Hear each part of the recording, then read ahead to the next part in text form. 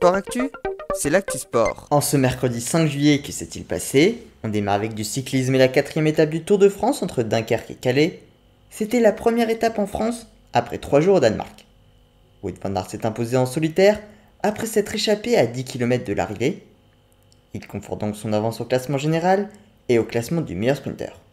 Drôle d'image, Jasper Philipsen, arrivé deuxième au terme d'un sprint avec le reste du peloton, a célébré sa victoire avant de se rendre compte que Wout van Aert avait déjà franchi la ligne d'arrivée.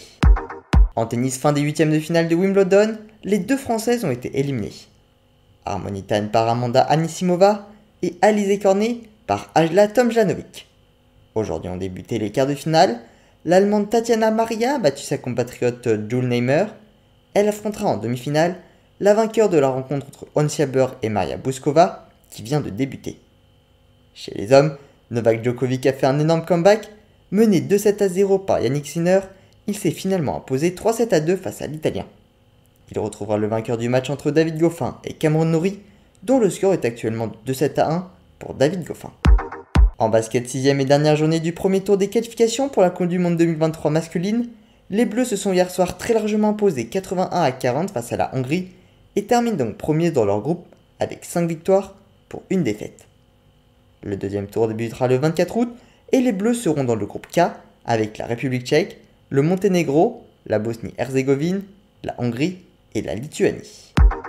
En basket 3-3, la Fédération française a annoncé la création de la première équipe professionnelle française nommée 3-3 Paris. Elle sera composée de 6 joueurs et permettra à la France de gagner plus de points au ranking mondial en participant au futur circuit professionnel. En volley, le calendrier des championnats du monde masculin a été dévoilé. Prévu en Russie, c'est en Pologne et en Slovénie qu'ils auront lieu. Les 24 équipes qualifiées seront réparties en 6 poules de 4 équipes. Les 2 premières de chaque poule, ainsi que les 4 meilleures 3e, seront alors qualifiées pour les 8e de finale. Début de la compétition, le 26 août. Enfin en football, le nouvel entraîneur du Paris Saint-Germain est désormais connu. Il s'agit de Christophe Galtier. Il était entraîneur des champions de France lillois lors de la saison 2020-2021 et de Nice la saison passée. Son contrat avec le club parisien est pour le moment d'une durée de 2 ans.